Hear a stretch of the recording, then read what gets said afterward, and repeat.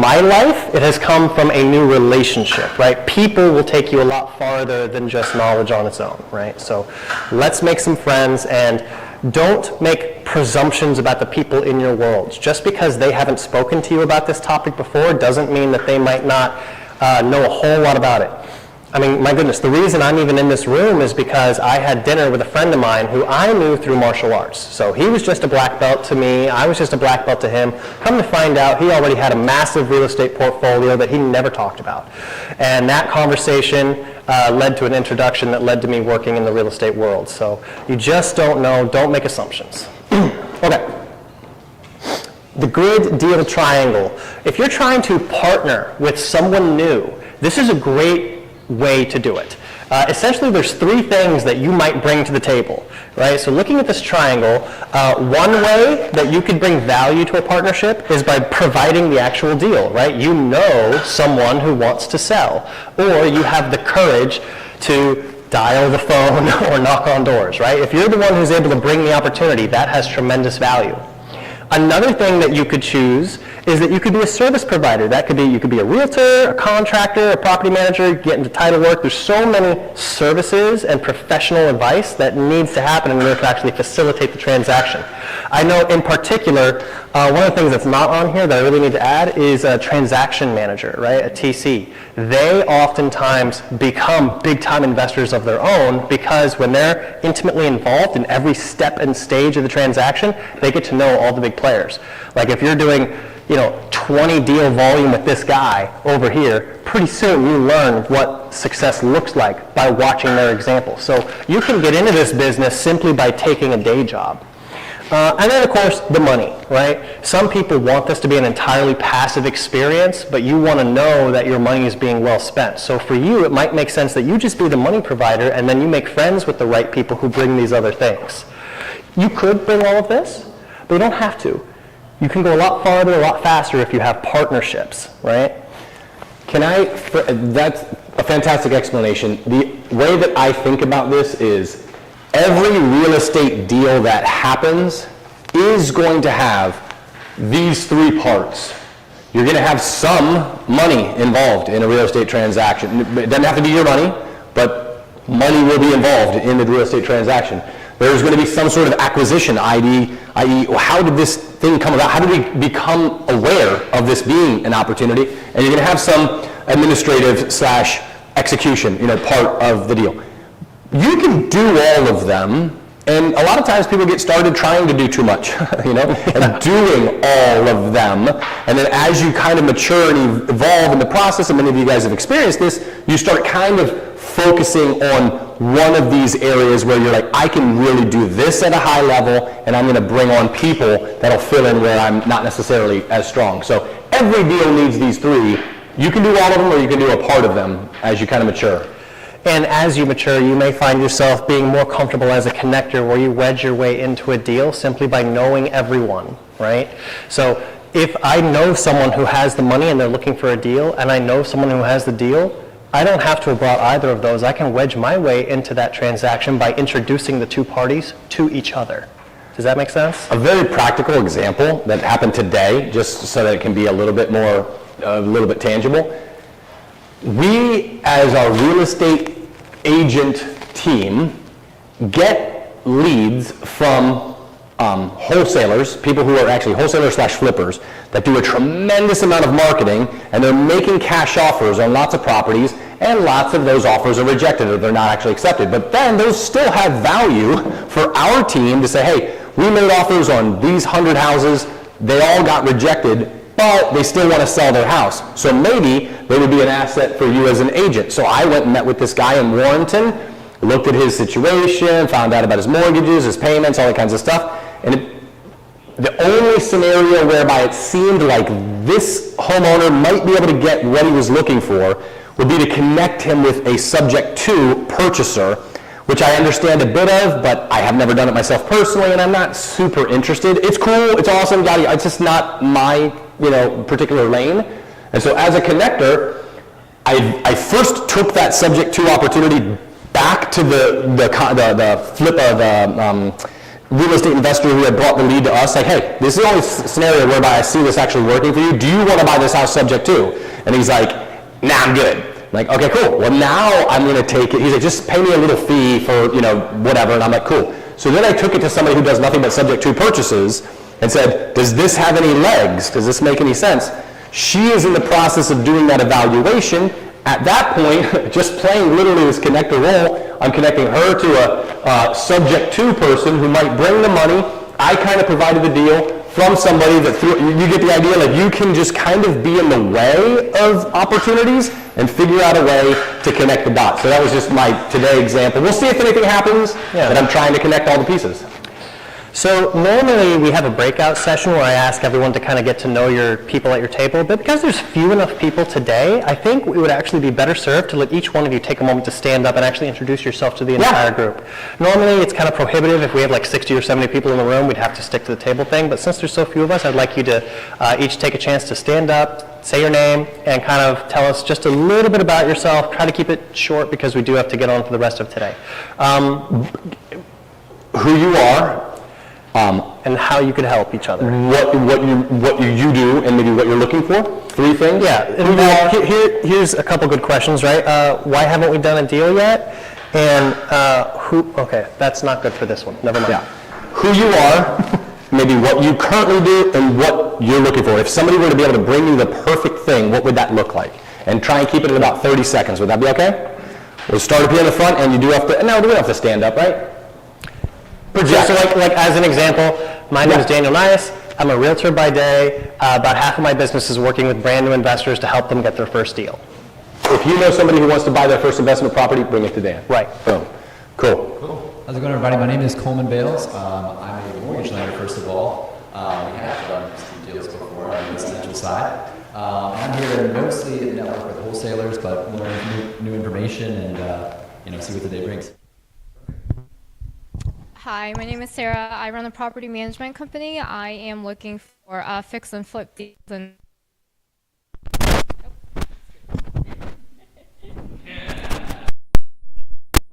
My name is Gino.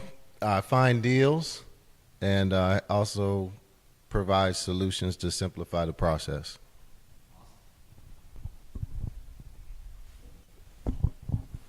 Hello, my name is McLean. I'm new to real estate. I'm trying to learn as much as I can, but I'm interested in wholesaling, so interested in finding deals also.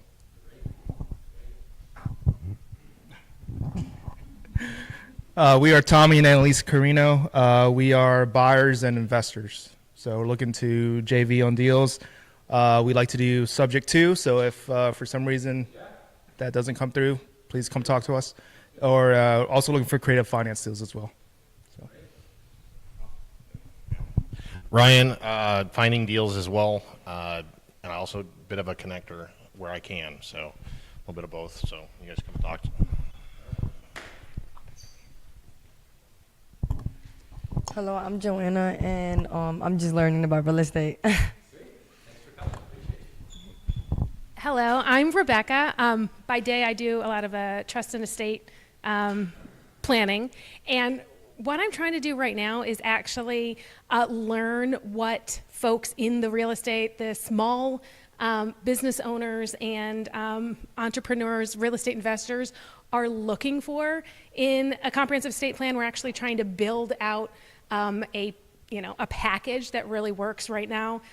We do a lot with, individual business, like doctors and accountants that have individual businesses, but we think there's a lot of room to combine that with folks who maybe have multiple properties. So looking to learn from you what you guys want.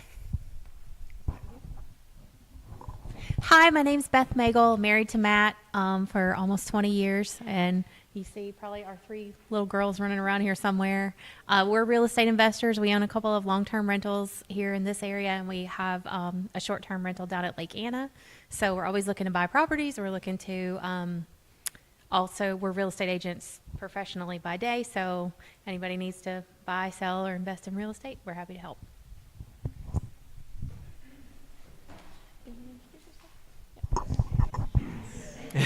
I'm Dave Nice. I'm his dad. I'm here mainly to heckle him. Although I did get started, bought my first house at 18. The owner, back in the Jimmy Carter days, he held the financing for me, helped me get started. Then I had a couple rentals from there, and he always heard that and kind of got him involved. So I'm here to kind of support him, and whatever I can learn, I can learn. So these fine folks that are about to share now as well are some of the guest speakers that you guys have come to hear as well. So we appreciate you guys coming out. All you. Thank you. Guest speaker number 1 or number 2. Charlie Einsman, for you guys who don't know me, we have a 5-pronged business model. We actually graduated into the private lending space, but the reason why we graduated into the private lending space is one of our fortes was actually how to find distressed assets. So anywhere from finding distressed assets, we did over 400 fix and flips. We got about 50 houses in our rental portfolio. That moved us up to the hard money space, where now we're a hard money lender as well as doing everything else. We own a couple commercial properties, and one of the things that we also do because of Ed, I don't know if he's going to talk about it, is we're also what's called tax lien certificate investors as well. So we've got a 5-pronged business model, but we're here pretty much to talk to you guys about negotiation because that's pretty much what we do all of our lives. So. I'm a lawyer, so let's get that out of the way. More importantly, I'm Charlie's partner and sometimes enforcer, and hopefully we're going to talk about tonight negotiation from a couple different angles, and I'll probably start that whenever these guys like.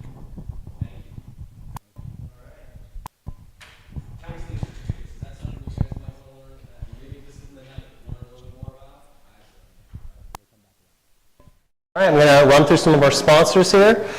You'll notice tonight as I go through these sponsors, they're going to each represent some different corners of that deal triangle. So first we have Mike Capello with Sell Simply, so if you need some deals, he's a good deal provider. We have Simply Funded. They do some hard money loans with Cherie Warwick. Oh no, Coleman. This is Coleman. Coleman, stand up and tell us about yourself again. Fantastic sponsor. Come up here. I don't know. It was working this morning. So, and this is supposed to be his company's logo. Here it is, Atlantic Coast Mortgage. And there's his information. Just make sure you connect with him tonight. He's done a great job. He's helped a lot of my investors with their deals. But just a second. Share a little bit more, maybe just a little bit about your background. If you can, I know thankfully, we've got probably just a little bit of time. Well done, baby. Maybe a recent deal or something that you feel would be valuable. You come to our CASA team meeting on a weekly basis and try and add value. I'm putting on the spot, but just anything that you think would be helpful for people to kind of just know what's going on in the mortgage industry. It's a ever-changing, evolving industry, of course. Yeah, absolutely. So I kind of got into grid through the CASA group, right, the real estate team that Dan and Matt, everybody's part of. So I was an in-house mortgage lender for the Keller Williams brokerage that they worked out at the time, another EXP. But anyway, I got to know Rob, the realtor, I got to know Matt, Daniel, all amazing people. And it's been I think it's been about 3 years at this point since we've met. So I started going to these great events because real estate is a passion. It's kind of what got me into mortgage lending in the first place. And it's what I wanted to learn more about. So I started going to the meetings, did my first deal the same year that we had kind of met. And I started going to the great events that really inspired me. And so I've been trying to scale that up since. So now I currently own 5 properties. 3 of them are rentals, one of them is a house hack, and then I'm flipping a property right now. So trying to get more and more into the fix and flip game. So that's why I said looking for wholesalers earlier. But I'm learning new stuff every day, and really just proud to be a sponsor of such an awesome thing. Awesome. Thank you. It's nice to have somebody who understands like the traditional mortgage world, but also is intimately involved in flipping stuff and holding long-term properties and stuff like that. Just let your frame of reference be wider than the guy who's just sitting at a desk owning his house, coming back and forth 9 to 5, loan officer. So appreciate you, bud. Thank you, Coleman. We've also got property management with Home Pro Property Management, Mr. Thomas Price, and construction with Mr. Mark Beckett of CASA Construction. And of course, we have myself and Matt. If you ever have any real estate agent needs. Real estate realtors. Yeah. Real estate realtor needs. Matt, you want to say anything about yourself here? Yeah, the only thing I'd like to plug, and I'm going to be mentioning this a lot, I'm doing. We are expanding the Casa Gainesville residential real estate agent team. So if you know of any agents that you think are high quality individuals, but maybe are not getting the rewards or the results out of their residential real estate agent career, I'd love to take them out to lunch, talking about what's working, what's not working, see if there might be an opportunity for me to help them and them to be part of what we're doing. So keep me in mind if you know somebody who's a great agent but that maybe doesn't love the results currently. I'm Dan. I kind of gave you my pitch earlier, so if anyone knows anyone who's trying to get their first or potentially next real estate investment, I'd love to see if I'm able to connect you to that next deal. All right, we do have a referral raffle. We give away a book every time, so I'm going to need a minute to put that together, and while I'm doing that, we're going to have a breakout session. It's going to be a social media breakout, so this is where we would encourage you to post that you are out doing these events. I know Sarah, as an example, is constantly posting about all the different events that she's at. Why do you do that, Sarah? I'm curious. Why do you post that you're out at all these events? I think it's a good way to get traction to those events so that other people are able to know about them. And it makes me seem like I'm really busy. It does. It really does make you look like you are out there and that you know everyone. Do you think that's going to have a positive or a negative impact on you when you're networking with folks? Yes, it's free marketing. Yeah, free marketing. Yeah, and it's easy marketing because all it takes is one video or one picture, and then they're like, oh, how do you know so-and-so? And yeah. I've had plenty of times, even in my own case, where people reach out to me because they saw that I posted about an event and they ask me questions about the event, and then we get into rapport together and we're able to do deals. I've also had situations where people from my life reach out to me out of the blue. I haven't someone I'm working with right now, haven't spoken to them in 10 years. Last time I talked to them was high school, and they were like, hey, I saw that you were doing XYZ at all these events. You're the one I trust. How do we get started? Right? Haven't talked to them in 10 years, and they wanted to work with me because they saw that I was doing it. So what I said earlier about don't make presumptions, there are people in your world that would love to do business with you, they just don't know it yet, right? So while I'm getting the raffle set up, I would encourage you to either post on social media. If you're not comfortable doing that, just network with the people at your tables and try to get to know someone, make a friend right now. You got about less than 5 minutes while it takes me to get this set up. Perfect.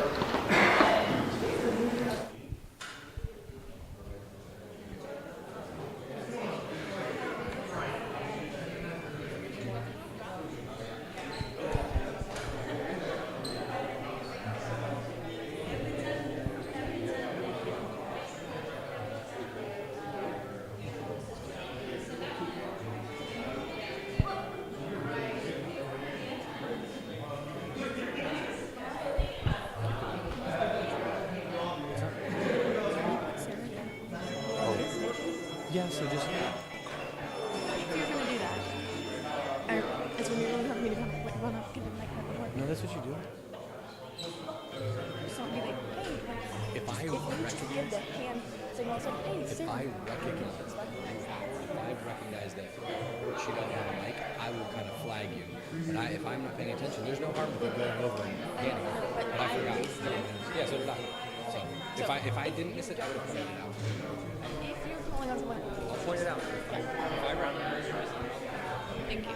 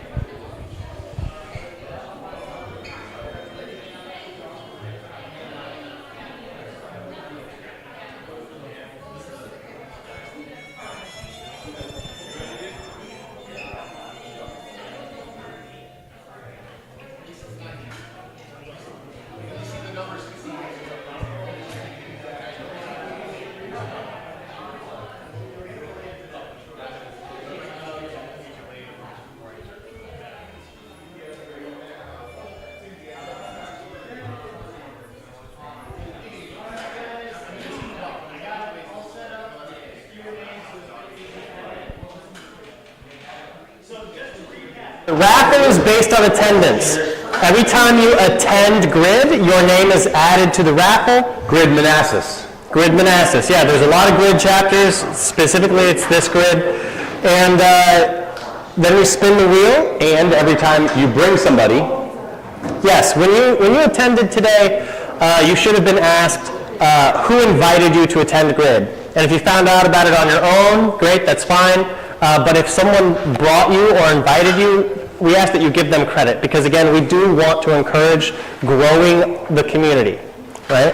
So, are we ready to find out who's going to win today's book? This book is from Bigger Pockets Library. You do have to be here in order to win, so we may spin a couple times if somebody, because last month's attendees are also in here, and the month before that's attendees are also in here, et cetera, et cetera. Encourage folks to come back. But yes, this is the Bigger Pockets book, the book on negotiating real estate. So it's ideally connected to the topic tonight. All right, let's find out who's going to win tonight. Let's see how many Ginos we got. Who was the guy last time that won like 3 times even though he wasn't here? And the answer is Pia. Is Pia here? I don't think Pia is here today. Rock and roll, let's go. All right, sorry, Pia. Don't remove, just close, yeah. Yeah, we're just going to spin it again. Sorry, Pia, should have been here.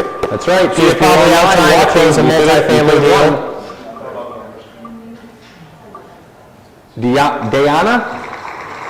I don't think Diana's here. Light night, we might be doing this a bit. Yeah, with a light night, that's right. Light night. Might have to rethink our rules on how we're organizing this for next year.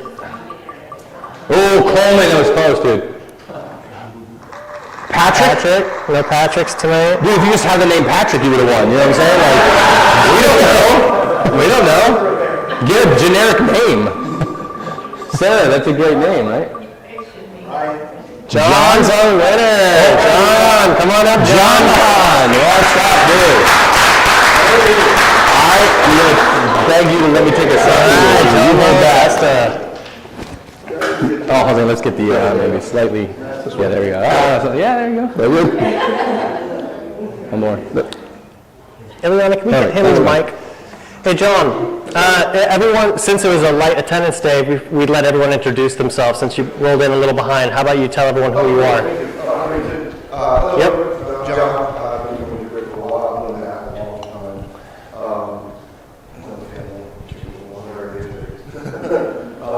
But no, I run the manufacturer coffee that company supply and hold for that supply and hold long term.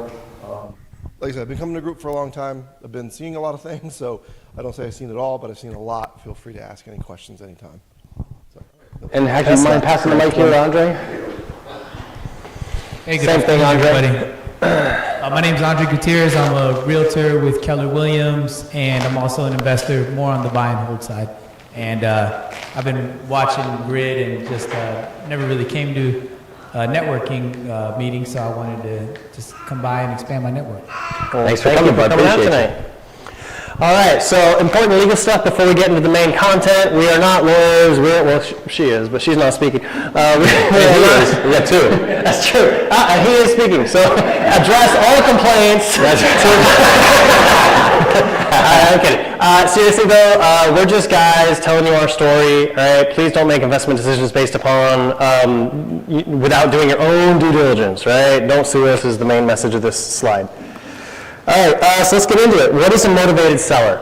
A seller who is compelled by circumstance or emotion, which is a big one, to sell a property for less than what the, quote, market would pay under normal circumstances. Okay, so essentially we're looking for some manner of distress, and there's a lot of different flavors of that, but that's the key, is we're trying to find someone who has a reason to sell without just throwing it on the market, okay? Now, for a seller to be motivated, there must be something going on in their lives to motivate them. And remember that we are a problem-solving business, so we want to identify the problem so that we can provide a solution. If you've ever followed Pace Morby or any of his material, he usually says, find the bunnies. And he tells this story about this old woman that he was trying to help, and the woman had a bunch of bunnies living in the backyard of the house. And everybody came and made better offers than he could, but she sold to him because he found a solution for the bunnies. Right? Everyone else was just talking about the house. He found a way to get the bunnies onto a farm, solve the problem that the seller cared about. Does that make sense? So always be finding out what problems can I solve in this situation. Now, the two biggest motivators are going to be circumstance and emotion. Let's go into more detail on these. I know, it's too bad we can't fix these like... I know. These It says circumstances and motive. Circumstance and nothing. Circumstances and nothing. I'm just kidding. All right, circumstance. So sellers may be motivated by the property's condition. It could be abandoned, it might need work, there could be some form of damage. It could be unsellable, where no one but an investor could or would buy it. Finances could be the issue, where maybe they can't afford to repair it to get it market ready. Maybe they've moved, they have 2 mortgages, and so they can't allow that pressure or pain to go on indefinitely. There could be a time frame or an external pressure, such as pre-foreclosure, or they need the cash now for some other reason. Or it could be convenience, simply an absentee landlord who's tired of getting the call at 2 a.m. about the toilet. Could be that they're out of state, and so it's very difficult for them to manage it, or there could be an inheritance or an estate issue. So there's all kinds of reasons why the seller may be motivated by various circumstances, and you need to know which circumstance you're going after so you understand what kind of scripts are going to be appropriate for that situation. You know, if you get really good at pre-foreclosure and then you call someone going through a divorce, you're going to be unprepared for that conversation because you don't have the correct details in mind for what is going through that seller's mind. Speaking of, let's go through emotion. Right? The owner may no longer love the house and could be emotionally detached. Again, it could have something to do with the condition. They have no time, money, or desire to make the repairs, and that becomes an emotional decision where we've had sellers before pay to get out of the situation. They just hate the house so much that after the deal was signed, they said, okay, now I hope you light it on fire, right? Like they just want out of that situation. There could be embarrassment, where they're not willing to list or show the property because they don't want other people in the community or in their family to find out about their hardships that they are going through. There could be emotional distress, such as a divorce or an estate property, something going through probate maybe. Or it could be a bad rental. There could be vacancies, bad tenants, poor cash flows. There are all kinds of things where the best laid plans have gone awry and now this person needs an escape hatch.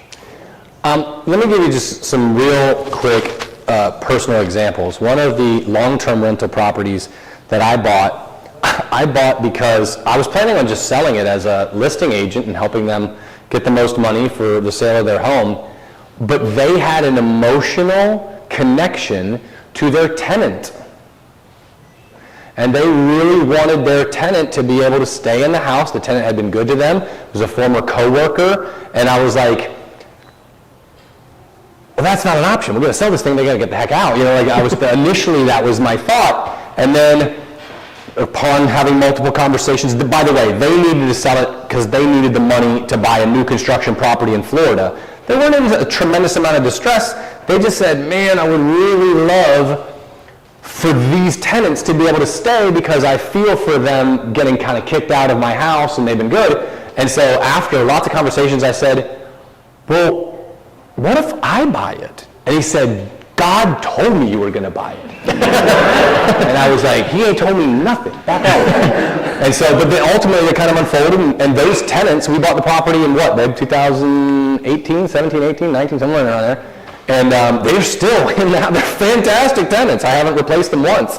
And so like, it's all sorts of different reasons that might come about where, you know, you're trying to figure out what's important to the people that you're talking to. I really like that reason because normally it's like, oh, I hate my tenants, that's why I'm selling this investment property. But in their case, they're like, I love my tenants. I'm won't sell unless it's to the right person I trust. Yeah. Right? Okay. So the seller needs to be motivated by circumstance to have the house sold, and the seller is motivated by emotion, wants the house sold out of their... Okay, let me rephrase. I didn't say this right. The seller who is motivated by circumstance needs the house sold. Whereas the seller motivated by emotion just wants the house out of their life. That was like the one that wants to like light it on fire after they sold it, right?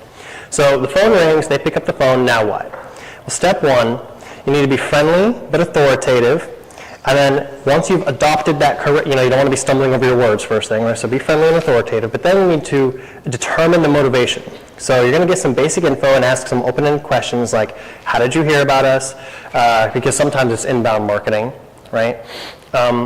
Is the house on the market?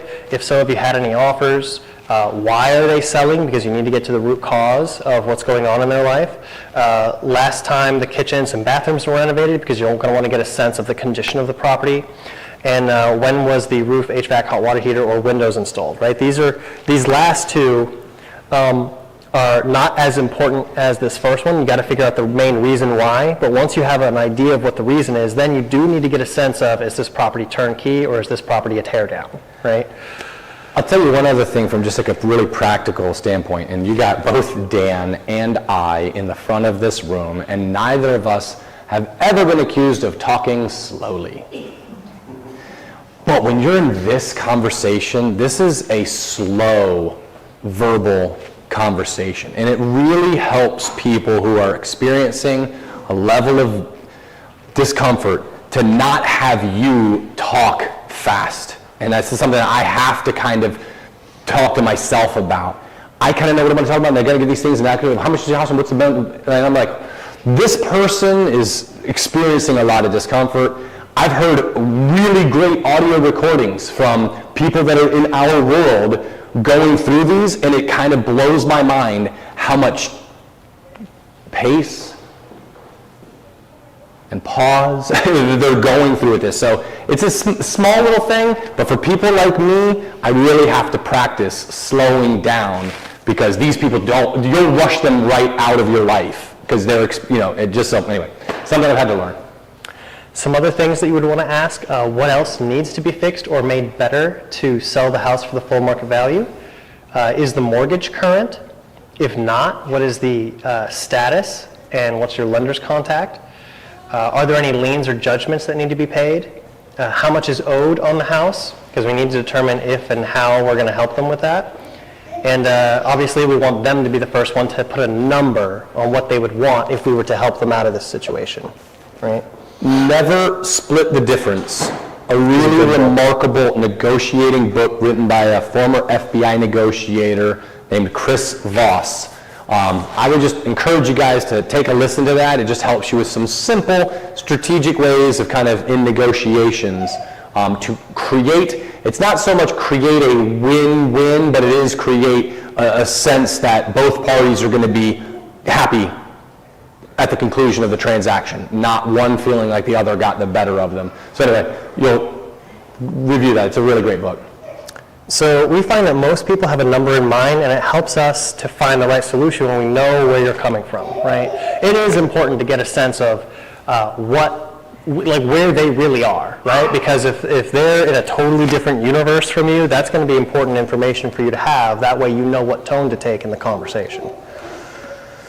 All right, and then of course you do need to make the offer, right? Be friendly but authoritative, and once you have their motivation, you need to make the offer, right? You don't want to leave the consultation with at least telling them what your number would be, right? Sometimes people come really far down if you have enough confidence. I don't know if you've ever heard this, but a lot of the time people say whoever is more confident will win, right? Or whoever, I'm missing the phrase now, it's escaping me. Never mind. All right.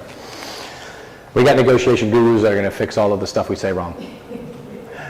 So if you're at your computer, you should have a quick way to develop an offer. So if you're not already confident with your math, just pick a list of 50 homes and do it like math homework, like you would at school, right? Literally just practice math on so many properties that you get good at quickly doing it while you're on the phone. And while they're walking you through something, you're going to have that opportunity to run that quick math.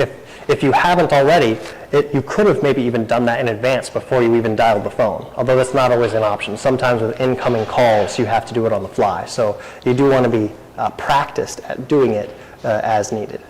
And you, with your slow pace of speech, a lot of times you're frantically on the computer, like trying to kind of pull stuff up while you're talking really slow, and you're just like trying, so that when you get to that point, you've had 3 or 4 minutes to be like, okay, I've seen 8 algorithm-based property value tools. I've looked at 10 comps real quick to kind of do this 70% minus renovations is a super conservative, but it will kind of like never fail you way to calculate your numbers. You can go higher, you can go lower, whatever, but depends on the market. But yeah, if you're like working in the background while you're talking slowly on the phone, you maybe on YouTube, you can find tons of videos of people doing this in real time. It takes a little practice, but you can get really good at it. Yeah. And it's important to note that time kills deals, so that's why we're encouraging you, if there's a way to make that offer at that point of first contact, you should give them something that they could latch onto, because if you don't and you need to come back later, it's not gone automatically, but it could be. You might be dial number 12 out of 20 that they're making, right? So there could be a lot of people who are contacting them, depending especially upon their circumstance, right? If they're in pre-foreclosure, you better believe that there's other people calling. Most of the time, if they're responding to your marketing, they've responded to other marketing like yours. Most of the time, right? The guy that I was telling you about today, one of the key reasons why he was open to me bringing the subject to person into the equation, he's like, you showed up at my house. You actually met me. I've gotten lots of things from lots of people, but they don't know my house. They don't know what's up. So yeah, if you bring me something, once again, it's not a super dollar productive thing to go meet at every single house if they've gotten completely unrealistic expectations and they need to recalibrate. But it does make you different, because lots of people, dude, who's gotten a contractor, Beth is going to be losing her mind, who's gotten a contractor to come out to give you a quote for work and the quote never shows up? Just following through, makes you different in a lot of circumstances. So anyway, I digress. That's true. So that's why we say if you can get even close, if you can suss out that there's potential there, then you should absolutely make that appointment to go see the house and try to get belly to belly. That is the highest level of communication, is actually being face to face with the person. So we would encourage you to go take that appointment, see if you can't get the contract signed. Bring the contract with you, right? Bring a pen, bring two.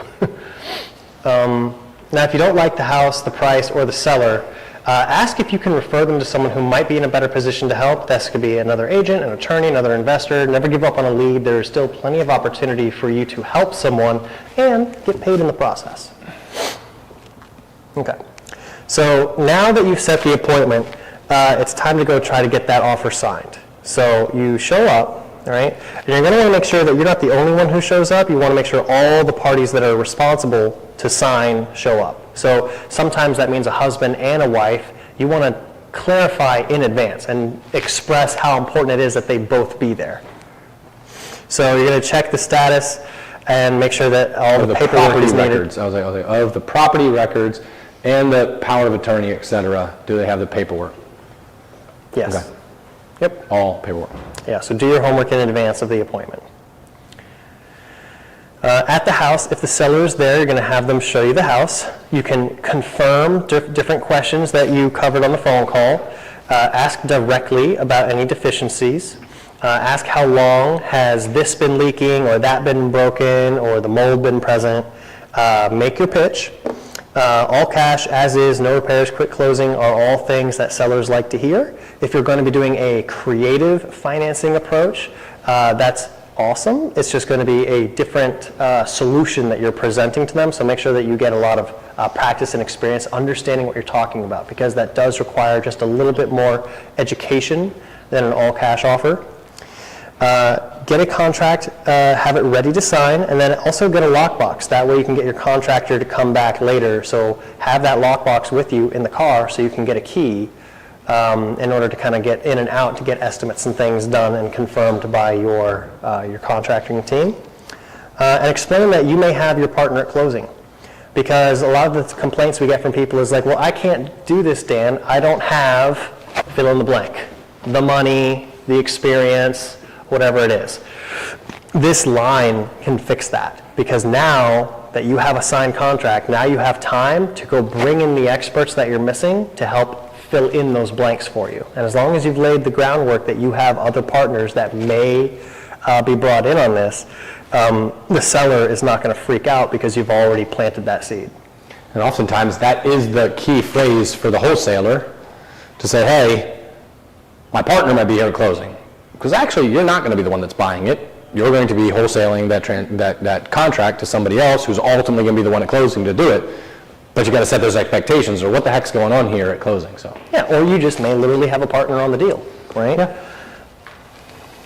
Okay. Some seller psychology. A truly motivated seller will try to sell you the house, and you'll know it when you hear it, right? Everyone can tell the difference between a seller who's really trying to get rid of something versus someone who's not. And you can use a takeaway, right? You can say something to the effect of, well, this sounds like a really nice house. Why do you need help selling it? Another one that I've heard people use very frequently is they say, well, I can tell you right now, I'm probably not your buyer, right? Because of XYZ reason, you're probably going to get better from this or that reason. But let's go through your options and see if maybe I can't be of help, right? Because that takeaway sometimes can be very disarming and can make them try to sell you their house now, right? They'll begin to qualify to you why they are a good fit. It's an interesting point, though. How many people have talked to homeowners where, as a listing agent, it happens to me all the time, where they're like, oh my gosh, my house, we got the solar panels, we got this, we got that, in the basement, we finished the basement, we even did extra stuff. And it's like, wow, this guy's really motivated, right? People who aren't particularly interested in selling their house do not have their litany of amazing things. So that's a selling, what's the word I'm looking for? That's a selling sign. Like, hey, I really do want to move this thing. Takeaways are just the simplest way to kind of maintain control in the negotiation, to some degree. Let's bring our speakers up. Charlie, Ed, you guys want to come on up? Mike, Ileana?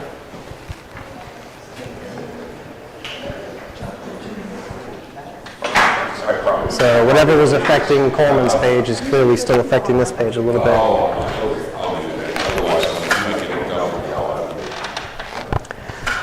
right. Well, how are you doing today? I'm good. I guess I can go ahead and introduce myself. Please. So, who am I? You heard that I'm a lawyer. I think a little bit about my background is probably relevant to what we're going to talk about tonight, which is negotiation. First, let me mention my partner, Charlie Heinzman, who's enormously experienced specifically with this type of distressed property negotiation as an agent himself and a broker, or works with he has the ground truth of how this stuff works. So you want to know Charlie and listen closely. What I'm going to talk a little bit is about some of the principles of negotiation, which you heard about.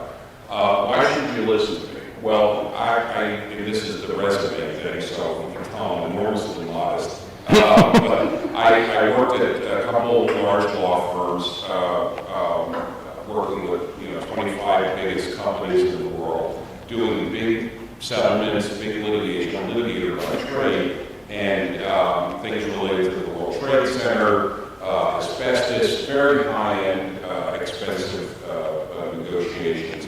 And I think Charles is one of the best negotiators I've seen.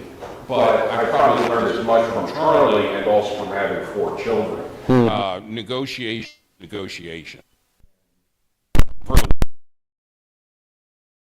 These are all, there's nothing bad at it in there. Stole a few of my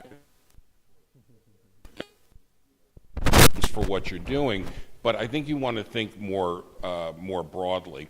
Let me also mention, so I don't forget, we're also have been launching a what we call Clear Sky Education. We're involved with the Clear Sky group of companies. We're partners in that project, the hard money, all the things that Charlie mentioned. So we're even more so trying to get out there. We have a book that's a bestseller on Amazon. We're going to be offering online courses that we've been shooting, and some direct consulting or educational services that I think are going to be pretty exciting. So that's the bigger picture for us.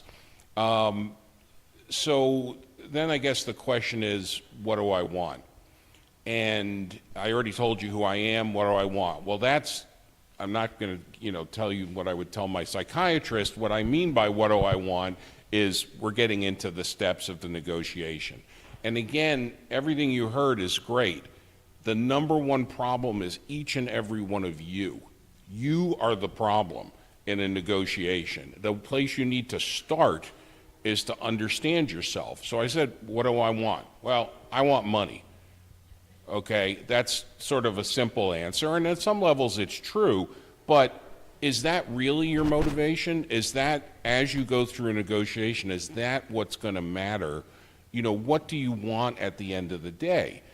Money is fine, but you look at people who incredibly successful people in business or politics.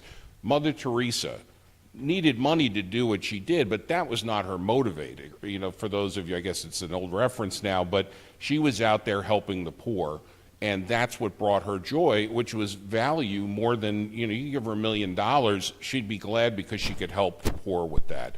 Nelson Mandela freeing his, you know, his country, he had that motivation. And then there's, you know, bad motivations, I don't know, Stalin, whoever you want to pick, where they want to aggrandize themselves. So hopefully your motivation will be a little bit more positive. You know, at the end of the day, I'm a lineman, offensive lineman, and a litigator. So my starting point is I want to run people over. You know, I want to flatten somebody on the football field. But that's there's not really a whole lot of negotiation there. There's some trickery involved in sports. You know, and in litigation, the same ago. Are we really adverse to this particular party? Maybe we can, he said, well, Ed, let me put it this way. We want to take their heads off and mount it on a pike outside of our office so nobody ever messes with this client again. Okay, that's the point. That was our motivation in that. Fortunately, and why I like, and I've sort of pivoted to doing the real estate world and working with Charlie, is there's a lot happier results that you can get. And you heard the reference to win-win. But again, first, what is your win? You know, if you're here to, and I don't think you seem like nice people, if you're here to steal somebody's house or be unreasonable to them or get every last dollar out of them, this is not a good idea. And what I've seen from working with Charlie and our partner Sam, there's so much money and things that you quote unquote give up to make about the result. To save yourself time, you know, a good fair deal is going to save you effort along the way. Now, why is understanding the motivation with each of your motivation with each deal very important? Because you have to decide, what am I going to push? What do I really care about?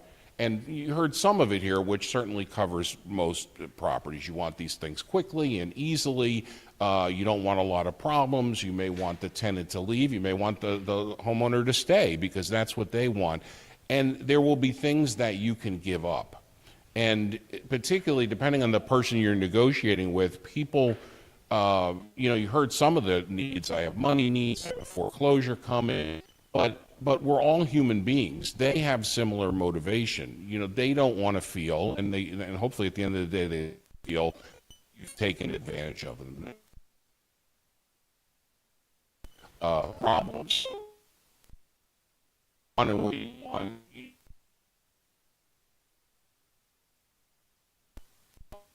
Thing yourself, I really want to focus on. Be honest. Be honest with yourself. Be honest with the person you're negotiating with.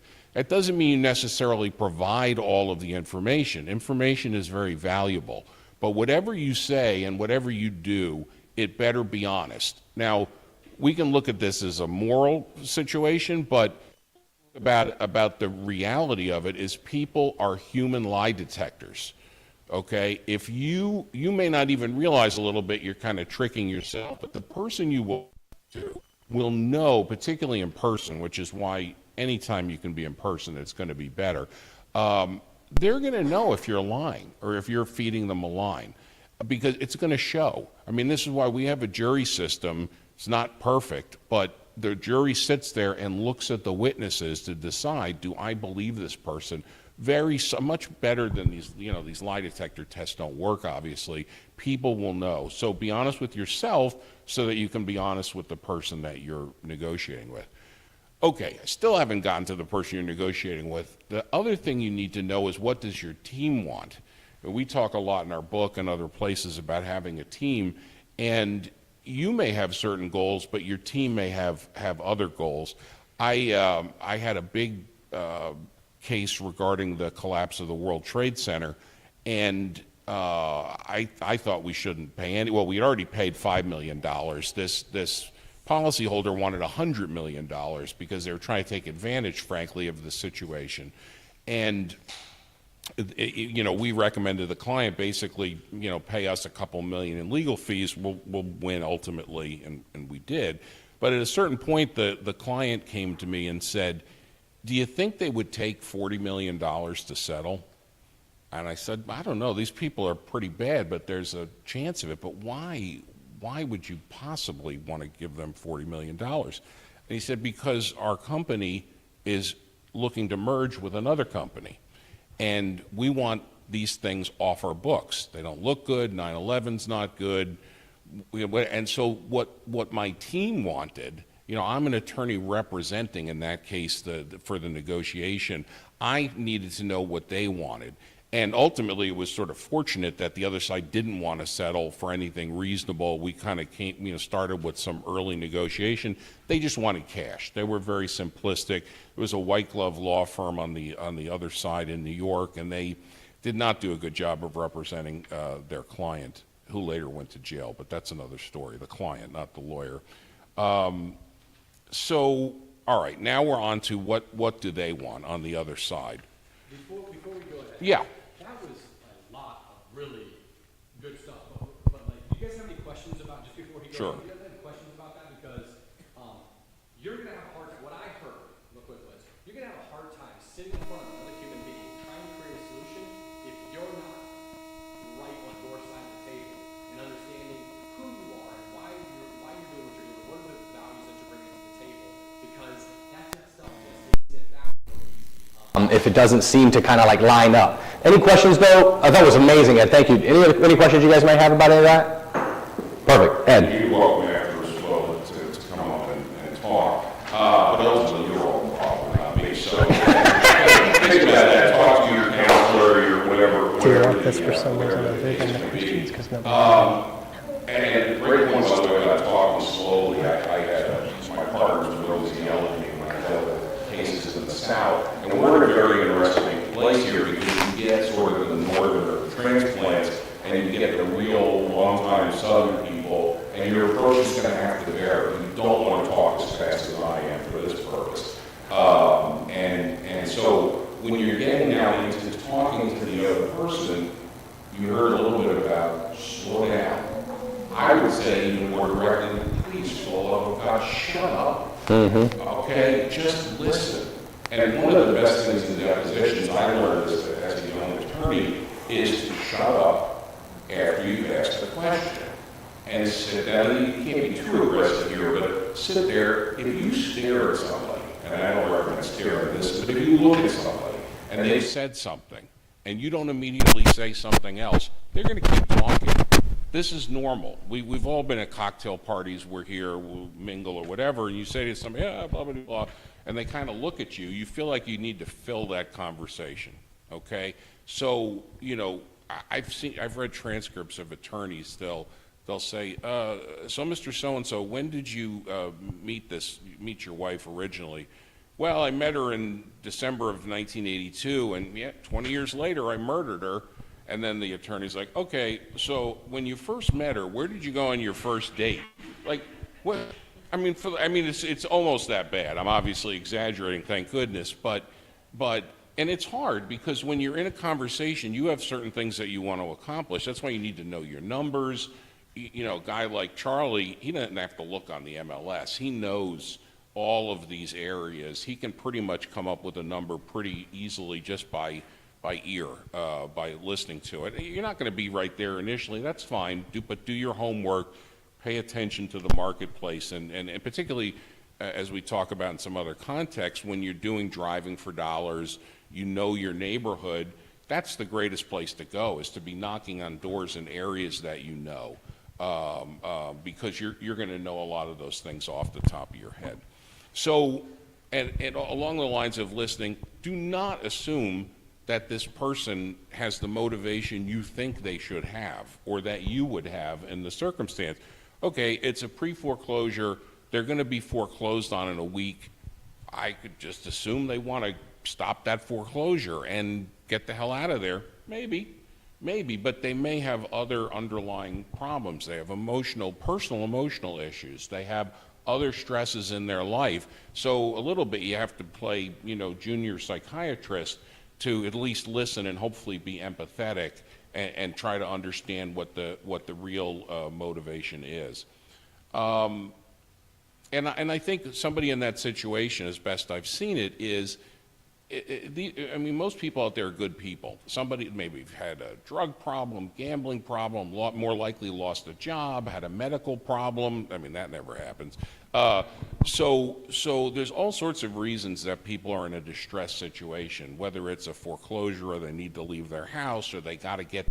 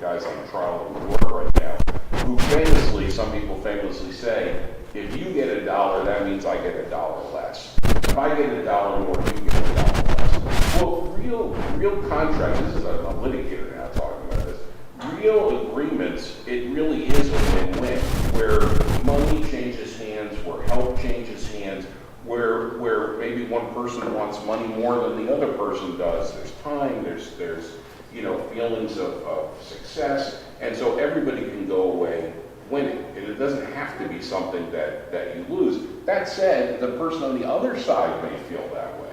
They want to feel like they've won something. So again, that's why you should have things that you can give up. I've driven Sam and Charlie crazy doing some cases.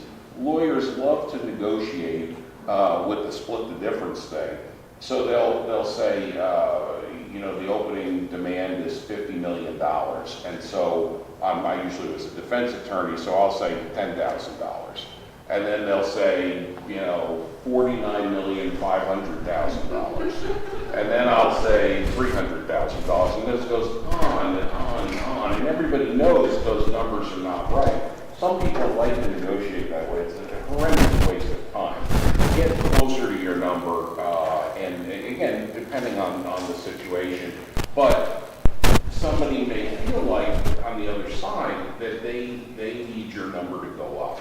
They need to feel like they didn't just get the beginning number. It really depends, and I think Charlie can talk to. I don't think that happens a whole lot, honestly, but there could be some negotiation with that. Okay, the negotiation process. And this is really hard for me. It's not hard for Charlie. Avoid formality. We're social animals. Relate to the person on a social, personal level, not a fake way. But again, if you listen and the old tactic of talking to a person should be hopefully legitimate. They say, "This is what's happening, and this is what happened. I'm sorry to hear that. How is there a way you can think of I can help you, or let me think of a way I can help you? But tell me more about it so I can understand the problem and listen to what they've gone through." I had a case that I was handling for Charlie and Sam, bought a house that a person we knew we don't know anymore, told us was vacant. In DC, that's a big deal, as many of you may know. The house was not vacant, and the people made up a fake lease, which is a big thing in DC. Was able to show that the lease had been faked by subpoenaing an internet company in Canada. I mean, it's a big deal to get somebody out, but there was a guy who had lived in the house since the 70s, who was a Vietnam vet, who had a heroin problem, but it kicked all that. It was very nice. He probably had a little bit of a claim to stay there. But at the end of the day, he wasn't so much interested in money is he wanted to be able to tell his story about, not about the Vietnam, but about his living in this house and his family and what they had experienced. And, you know, and at the end of the day, we really could have got away with paying him very little. We paid him 2 or 3 times what we had to, which was not, I mean, $10,000, maybe $15,000 was inconsequential to the size of the deal. But the biggest thing that he really wanted was to be heard about what he had gone through and how he felt. And he had to the situation, these fake tenants had really kind of hosed the guy. So that's what he wanted to talk about. Okay, believe it or not, and we're moving along pretty quickly, the start of the negotiation. Wait, what was all that stuff so far, right? Again, you hopefully they won't and you won't notice it. The start of the negotiation is everything I just said, which is understanding and listening. Again, learning and then providing information. You may provide information to get information. You may need to expose yourself or empathize with a problem that you've had in order to make that connection. All right, now as we're moving forward, hopefully getting to a real deal, you know, you want to describe and define the problems. We're getting a little bit more concrete, you know, like the bunny example or whatever it is. Oh, that's a problem. I'm going to focus on that first. This is a problem. We're going to fix this. And we can do it. I know I've done a lot of deals. I'm creative. We're going to get this done. So let's take that, let's get that off the table, and now let's figure out the other stuff, whatever it is, or you lump it together. It really depends. Again, you know, do you need to stroke the ego of somebody on the other side? Oh, and I meant to mention, for the love of God, please take your ego and remove it from the situation. This is not about, my only ego at this point is, I mean, I like to teach people and do things. My ego is winning and closing a deal or whatever it is. My ego is not beating the other side down or whatever it is. Put your ego to the side. You do have to have the ego you heard, but not in a smarmy way. You need to have a legitimate confidence. Closing, you heard a lot about. You know, I think you should be able to orally summarize what the key terms are. Is it money? Oh, you can live this amount of time. Does that sound good to you? Is there anything else you need? What else can I do? Okay, well, so here's the 5 things I think we came up with. Now to go forward so I can do those things for you, I've got a 1-page agreement that you have to sign. And these guys, Sam and Charlie, I mean, I've written hundreds of pages of contracts, of details. So usually it's a waste of time because generally if you want to have a fight, people are going to have a fight about a contract. But a nice simple page that has some bullet points, the reason being to set expectations. That's the best thing about a contract is if it sets expectations of what you're going to do and what they're going to do. And then post-negotiation conclusion, you've signed this agreement. Hopefully you've set it up in such a way that the incentives remain in place. We've been talking a lot, and I love to use the word incentive and motivation. The incentives have to remain aligned. You want this deal to actually close without fighting or litigation, God forbid, or problems. So the deal should be structured in such a way that happy events keep happening towards the closing. You know, money may change hands a certain amount, but maybe there's a certain amount, and most of you probably know this, that you're going to reserve for when they actually leave. But within that whole structure, it's not just money. What is the happy event? And the happy event may be reducing their pain, stopping the foreclosure, whatever it is. So along the ways, please keep doing that. And then finally, I'll say before handing it off to Charlie is rinse and repeat. One of the reasons to think through your motivation to be a good person on this is hopefully this is not one deal.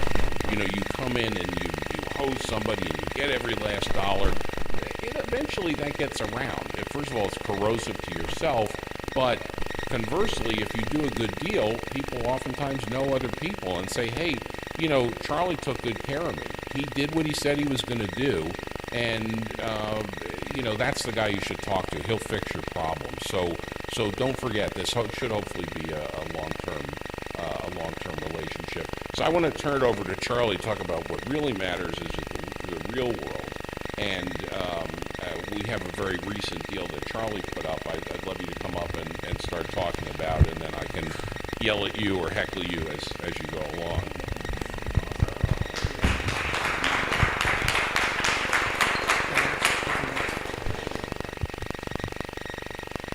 Well, thank you, Ed. Good evening. Who now wants to learn about distressed assets?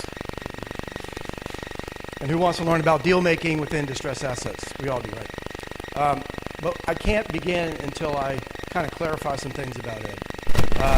The one thing that Ed did not tell you about negotiation is that not only does Ed study religiously, but anytime he goes against the other side, he knows more than they know. The preparation is unbelievable. Knowing the person on the other side of the table is important. Knowing who the judges were in particular cases is very important. So one of the things that he left out was that he is very detail-oriented, and he has the information that he knows in the back of his head when he enters into that negotiation. He knows who your wife is. He knows who your kids are. He knows the judge. He knows the political affiliation with the judge. Okay? Now, the same thing goes with negotiating distressed assets, distressed properties. The same exact thing goes in, and that's the way we do it. So in the last 3 weeks, and I'm not talking from a hard money lending standpoint, I am talking about acquiring and buying distressed assets. We have bought 4 houses in the last 3 weeks. 2 of them were with a student. The other 2, I'm going to tell them a secret. One of them was a tax lien certificate in Washington, D.C. that we got quiet title on at a very good price. The second one was from a wholesaler that found us because we buy houses all cash on Craigslist, and every hour my assistant takes down the ad, puts up the same ad over and over 8 or 9 times. Wholesaler reached out to us, and we got it. The third way that we got it was through one of my students. He got it on auction.com. And the fourth way, and what I'm going to talk about, is how one of my students got the house. Was a 3810 Dominion. And I'm going to tell you the address because anytime any of you guys have ever heard me speak, I give you guys the assets so you can go ahead and skip it once it gets on the MLS and when it's done. And so what happened is my student's wife was driving for dollars, found 2 vacant properties. One of them on Dominion Drive, Prince William Estates in Dumfries. If you guys don't know, it's an older single-family development. And he goes to me. He goes, "I found these 2 houses, and they were vacant. I don't know what to do." I said, "Okay, give me the address, and I'll go ahead and skip trace it." The house was vacant. It was a hoarder house. It was loaded from floor to ceiling with stuff. Right? He wanted to know why it was vacant. What happened? And so I skip traced it. I found out that it was owned by 2 people, right? The first thing I do is I go to the tax record. It was owned by 2 people. Well, I did a little skip trace on it. The wife had died, right? And this is really important that you guys have to know in a second. I'll explain it. The wife had died. Then I went and looked at the other owner's name. He had died. Okay, so then I'm like, okay, well, did he die with a will or without a will? Very important, testate, intestate. Well, he died without a will, intestate. So then what happened is I went ahead and skip traced the guy that died, and luckily he had a very uncommon name, so it was very simple for me to do it. Skip traced him, found out that he of course died. But then when you, Miss Lawyer back here, you'll know, when you die intestate, the way it works is up, down, out.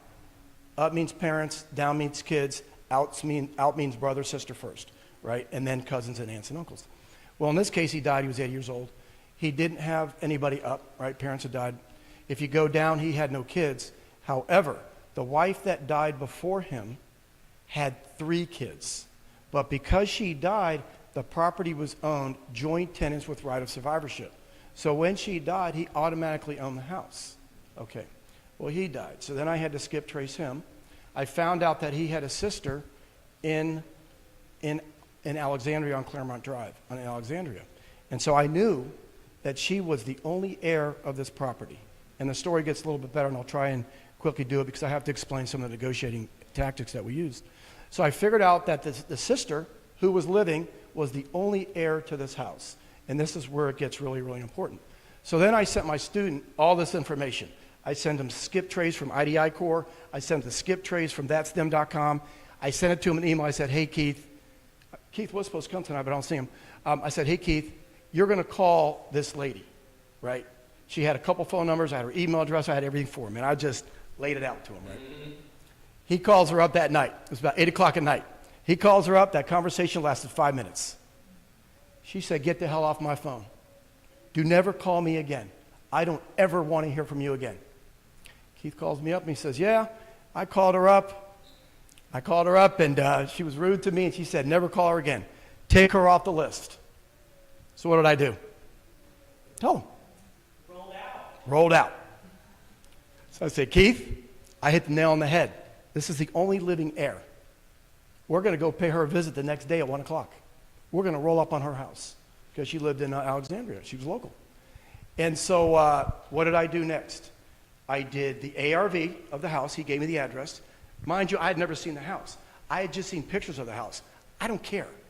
I see that this house is boarded up. It's boarded up around the house, windows. Up top, it's boarded up. It's a hoarder house. It's vacant. I don't care, right? I know the dimensions of the house. So what do? Pull the tax record. I got the ARV, right? Computed the ARV on the MLS, like we do. The next thing I did, though, and the most important thing that I did, is I pulled title. It was an uncommon name. I went and got title. So I knew exactly what the title looked like. And guys, what you got to understand about distress, there's 3 types of distress on these assets. Number 1, there's financial distress, which is what we all think about, pre-foreclosures, tax lien certificates, and all that. There is conditional distress, vacants, blights, and all those kind of things you guys hear driving for dollars. And number 3, there is emotional distress. So there's 3 layers of distress that you've got to understand moving in. Okay, so then what happened was, I had the ARV figured out. I know what that was. I have the title figured out. Oh, by the way, you know what was on the title? Nothing. The house was paid off. He had a UCC lien by somebody who put a UCC lien on the house roofing. The house was basically owned outright. I knew that going in, okay? I knew all about his sister going in. I knew the title, I knew the ARV, I knew the sister. I'm prepared, I'm ready. And let me interrupt there. I mean, this is a perfect example. Look how much work. There's not a single bit of negotiation yet. Not yet. That's gone on with all that stuff. And all of that gets flushed down the toilet if it doesn't work. Right. So this, it takes a lot of work in this field. How long do you think, I mean, your experience, how long do you think it took to get that package together before you knocked on the door? 3.5, 4 hours. Yeah, 4 hours. Because the research of not only the guy that died took a really long time figuring out who his sister was. The research on the sister took a long time because she didn't want to be found. And then, of course, the title search. Luckily for me, though, he had a very uncommon name. I could do the title myself. I didn't have to go to a title attorney. That would have taken me another day. It would have put us back. So I said, okay, Keith, we're going to roll out. Okay. It's raining that day, and it's very important that you understand it's raining the day that we show up. She luckily for me, she had a covered porch. I knock on the door, and one of the things that you got to understand, guys, is when you knock on people's doors, you got to understand your posture is very, very important. You can't knock on somebody's door. Let's say he's the door. You can't knock on the door and stand in the door, look through the windows. You cannot do that. So when I knock on the door, my posture is 45-degree angle. I'm looking away. I'm looking around. I'm looking at anything other than the person at the door. I'm not even looking in the house. So it's very important that you guys understand the posture. Okay, that's very important. Well, it was raining that day. She had a covered porch. She answers the door. This is a silly question. Real quick, Charlie, because I've done thousands of door knocks, mostly in real estate. Do you have a door knock that you actually use? I mean, like... I love that, but I don't. No? So just from doing, just one little thing, but just from doing it, because 100% standing back, kind of looking over your shoulder, like non-threatening, the door knock that I've worked on that actually works the best, from my experience, is... Yes. 3, yes. stop, yes. 3. It sounds crazy, but it's not, it's not, You know, that kind of crap, or whatever. It's not super familiar, it's not super strange, it's not a cop, it's just kind of like unassuming. Yes, I do have a door knock. Okay, good. But more, just as importantly though, the door knock isn't obnoxious, it's very soft as well. Very soft. Okay, so then what happens is, she answers the door. She berated me for 30 minutes. 30 minutes, Charlie. She dropped the F-bomb 20 times, and this is where the negotiation gets in. She threatened to pull a gun on me twice. I've had a gun pulled on me before, and it's not fun. And so I knew her name, I knew everything about her. She wanted to know one thing. How did you find me? How did you get my name? In between all the FU, FUs, FUs. She would not let me get in a word edgewise because she wanted control. She was actually had a emotional distress, which I found out later. Okay, well, one of the things about negotiation is, what do you do in these, especially confrontational situations, is, what do? You allow the person to talk. You allow them to talk themselves out of it. And I said to her, I said, Miss Rose, I gave her your name, I probably shouldn't have done that, but I won't give you your last name. I said, Miss Rose, I said, we come in peace. We're not confrontational. I'm not trying to do anything over and over again. How did you get my name? How did you get my name? F you, get the F off my property. Okay, ma'am, I'm going to leave. I'm going to leave if you need me to leave. But she wouldn't stop talking. So then I was like, okay. She still wanted to know how I found her name. She wouldn't stop talking. Then all of a sudden, she flipped the switch.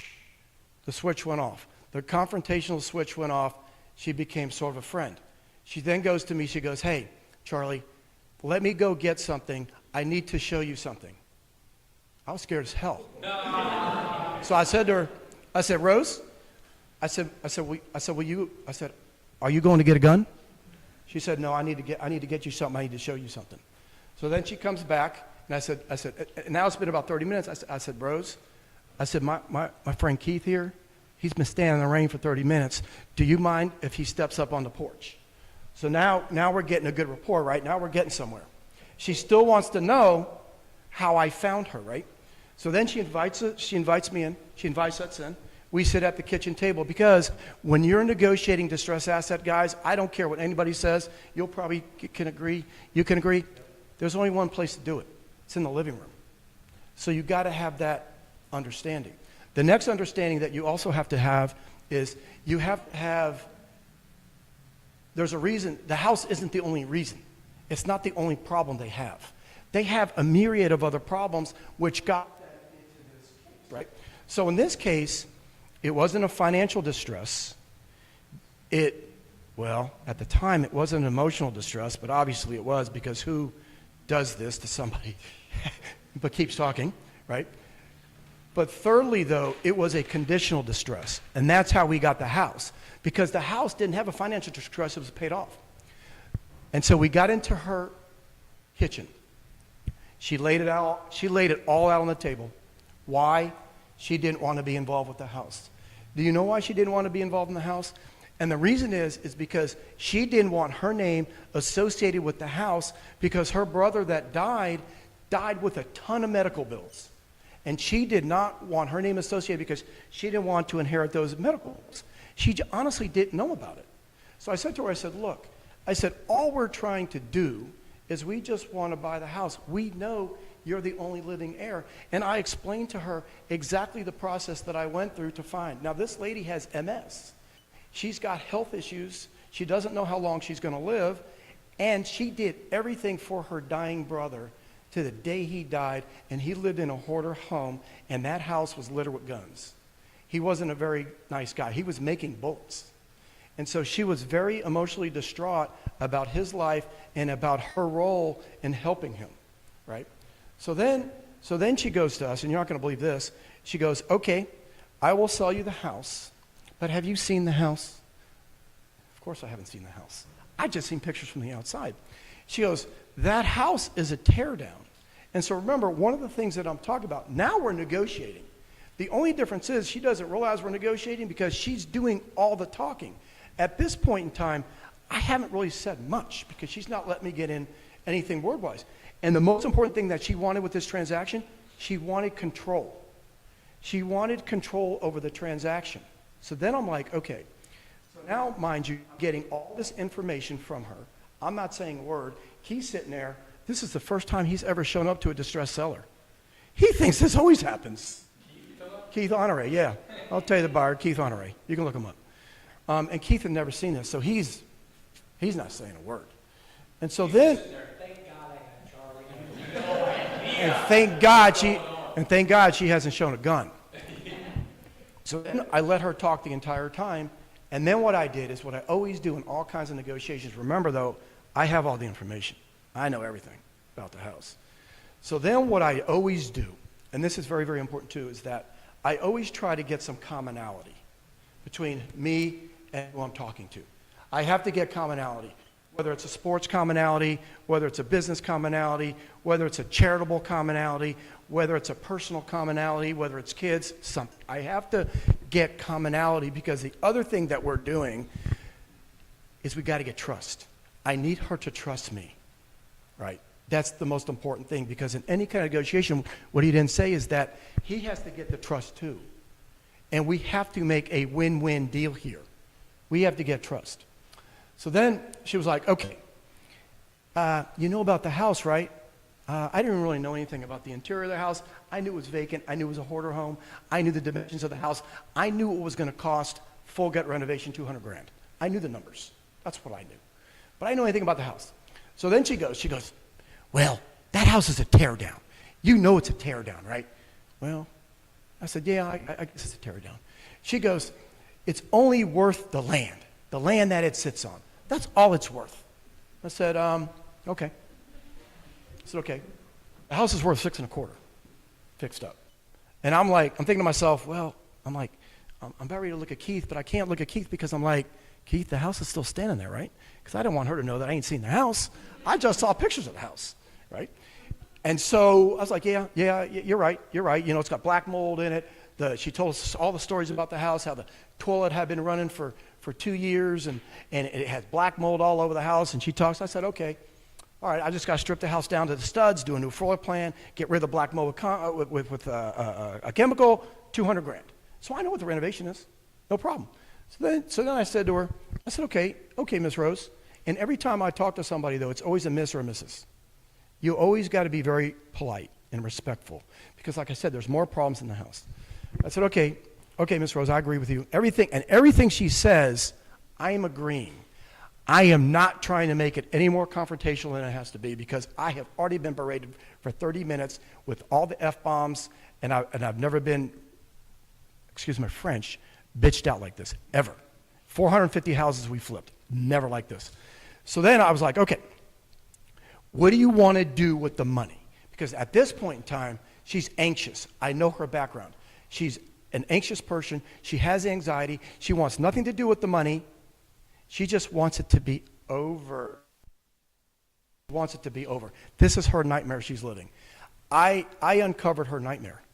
And that's why she was so mean to us. She had so much anxiety about her brother. I brought back so many memories, bad memories. So now we have emotional anxiety that I now have to be a psychologist, a psychiatrist at the same time. Brought her off the ledge. She didn't jump off the building, got her calmed down, and she's still spewing out information. So this appointment, which should have been maybe 30 minutes, ended up taking 3 hours because I had to hear all the stories. But again, that's part of the negotiation. That's part of the house. That's part of building the trust, right? So then she goes, I don't want to have anything to do with the money. I want to donate it because one of the cards that I use is a guy that I brought, son got killed as a suicide, and he's starting a scholarship fund in the name of his son. And plus, I run a couple charities, Catholics for Housing, which is low-income housing charity, and Clear Sky Sports Angels, which we give money to unprivileged youth to play sports. So I hit her at the charity angle. The money. She said, that's a great idea. I'm going to donate whatever money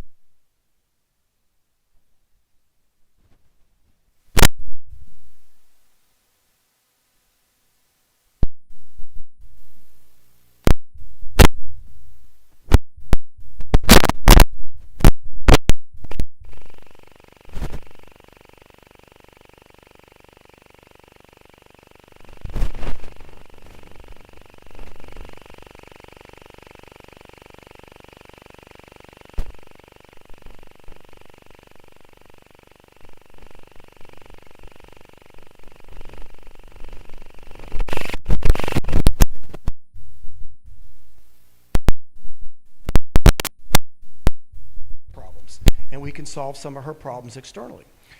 And so then we started talking about contractors that she'd used for her house. Her house was immaculate. It's beautiful. He had a back injury. He can't help her anymore. My contractor, Mauricio, literally lived around the street. I said, okay.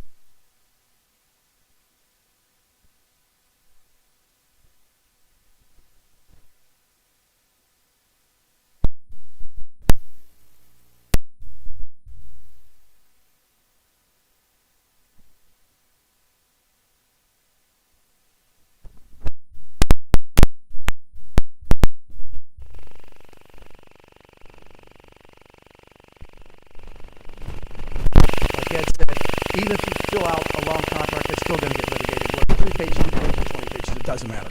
Okay, so what I did, I sent her the contract, and I wanted her to still have control over this transaction because she needed.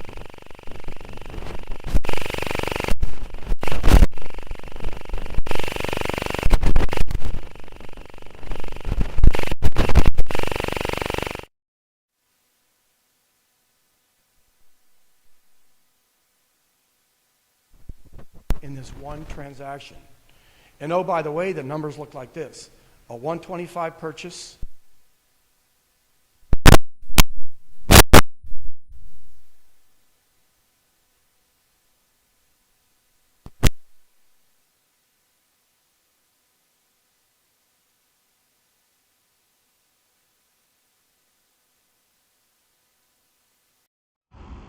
but if it wasn't for the skip trace, if it wasn't for the emotional distress, if it wasn't for the physical distress of the house, it wasn't for all these kinds of things, getting trust, right? Getting trusted, having more information than that she really knew. Oh, and one of the common things that we did, the last time I'll talk about, one of the bridges of commonality that we did is she worked for a guy by the name of Peter Rosenkrantz.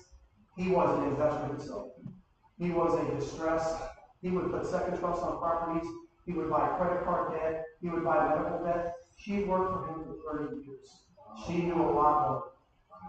And that was our commonality. We bridged the gap, and that's how we got to a nice trusted source. And let me tell you guys, not only did we buy the house, she's now my best friend. She calls me all the time. But that's how it is, right? Even though to you guys, the 125 that we paid for the house, you have to do wrong. It was also a win-win for her. And oh, by the way, the charity that she gave her money to was a rescue charity on Eisenhower Boulevard in Alexandria. And she was so excited that I was on vacation last week. She called me up and she said, I dropped, it was 125, I think she had around 120,000. She goes, I dropped off this $120,000 check to this rescue. All three of us started crying. I didn't cry, the people that she gave the check to.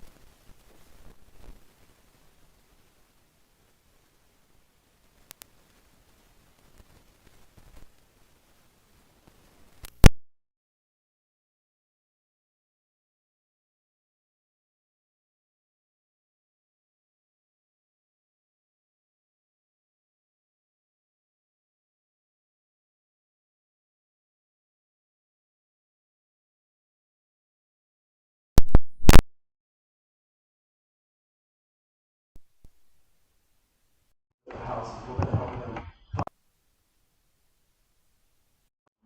And he's one of my students. You know, I coach him, and I help him with all of his deals. You know, I couldn't be more proud of him. But that was one of the things, though, that actually, in commonality, set us up with Rose, and she was touched by the story that you told about the son and about this. and Rose has a lot of distrust in her life, so that was the common thing that we used. We certainly didn't use it for our game, even though we did get some game, but that was very critical for our negotiation, was getting that commonality situated, getting her to come off the fence, understanding why she was so mad at us anymore, and just talking like normal humans. And then once we started, once she was talking like normal humans, we were always talking like normal humans, we were always respectful. She then apologized, but if you guys don't understand confrontation, and especially, and I'll say this, when you're in a very heated confrontation with somebody, and you come out on the other side, you probably know this too, when you come out of it on the other side, what happens? They become your best friends. Because you guys have fought and fought and fought against each other, but you came out from a common good, they're your best friends. And they're friends for life. But that's what it's all about. Because at the end of the day, we can make money, but at the end of the day, it's all about relationships. So just like this lady Rose, who now is, she's not my best friend, but I'm her best friend. We're going to help her through her last however many years she has left. And I'm certainly sending my contractor over to her. She's got it back in the house. And whatever work that she needs, my contractor is going to serve her needs for however long, because we now have a relationship. I don't have anything else to name to Rose. I don't care. It's about Rose as a human. And so once we got down to the humanality of it, and we got down to the problems, everything's good. And so that's it. But you guys got to go win-win. Questions? Yeah. Real quick on the mics. Is this the only working mic that we have? Well, I could talk without a mic. Yes? Good. Well, it's more so for the internet to pick up what people are saying. Hello, Facebook. Hello? Is this working? Yeah, it's only for the internet. Oh, So I'm yes, sorry. it is. So when you sent her the contract via email, how long did it take her to respond to you, or did you follow up? You know, were you? No, you know better than that. That's a great question. I'll explain that to you in a second. That's a great question. Are you guys familiar? Have you guys seen the movie Hitch? Yeah. We seen the movie Hitch? Who hadn't seen it? Well, there's a great scene in Hitch. The movie was basically about Will Smith, how he was trying to hook up Albert Brenneman, get him a girlfriend. So his whole job was to hook people up, hitch them up, right? And so one of the famous scenes in that movie was when Albert was going to kiss, I forgot her name, he was going to kiss her the first time. And Will Smith would always say, go 90% into the kiss and make her do that last 10% to kiss back so that you know. It's the same thing with real estate, and it's the same thing with contracts, and it's the same thing with dealing with distressed owners. You have to go meet them and greet them, talk to them, work it out, but at the end of the day, they have to come back to you and make the action. You have already done the first action. You got to get them to act back.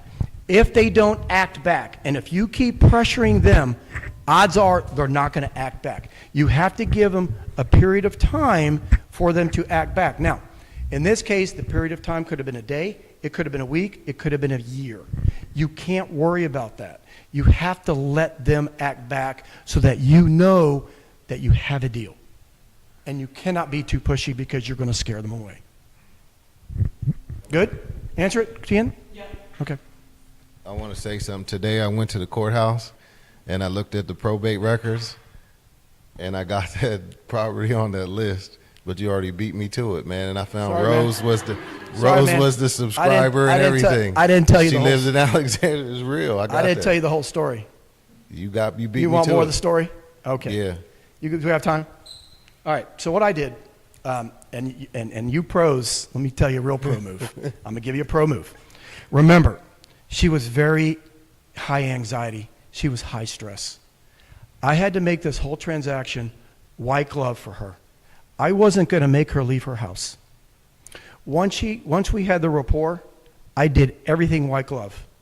And the one thing that I didn't do, I did the affidavit of heirs. Because what you have to do, guys, when you're in a probate situation like that, if there's no will, there's something called an affidavit of heirs.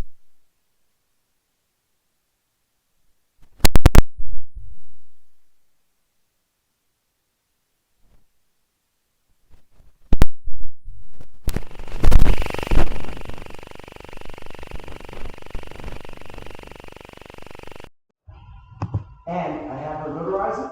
I drove my little butt up to the courthouse with the original death certificate that she had already given me, and the list of heirs, already notarized, paid my 44 bucks.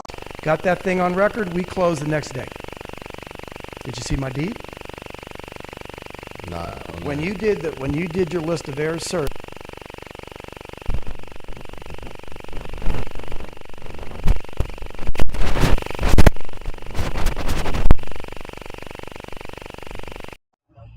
the biggest problem that she had, she did not want to be associated with that house.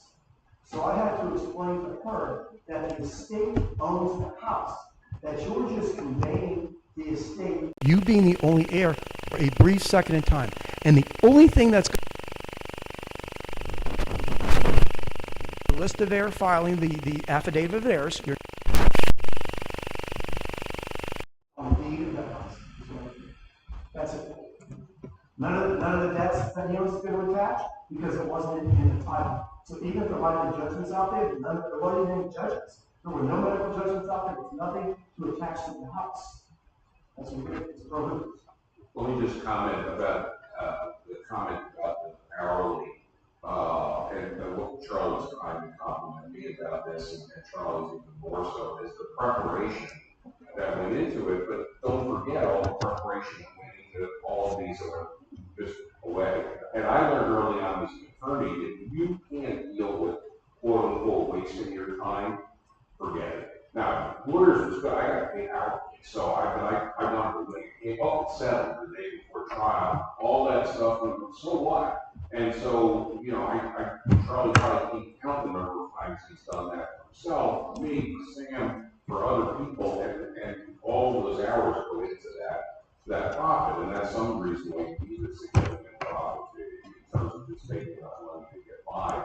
But, you know, you can't think like I need to put in as little work as possible. I need to put in as much work as possible because Charlie was able to give her what she needed because he already kind of knew a little bit of it. And also remember the negotiation, Charlie started off by giving her what she needed, which was yelling at him for 3 hours. That was one of the main things she needed.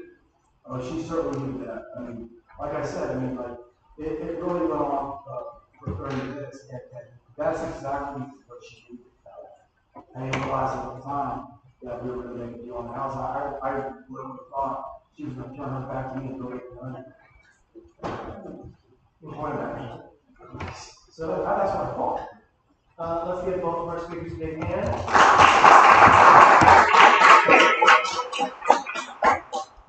I encourage all of you to go and have these contact information to make sure you collect that before you miss after. It's also on the screen.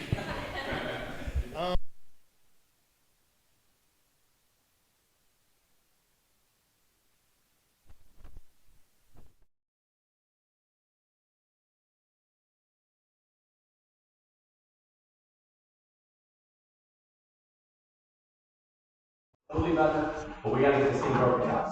So, alright, that's it for tonight. Make some friends, collect some contact information. Subject for next month, do you know off the top of your head? No. No. But it is on Meetup. If you go on Meetup, you'll know about all of our events. If you just Google Frid Manassas, it'll come up as, you know, what's next month, we'll be here. Love to have you come back out and bring it. Alright, have a good night. I try.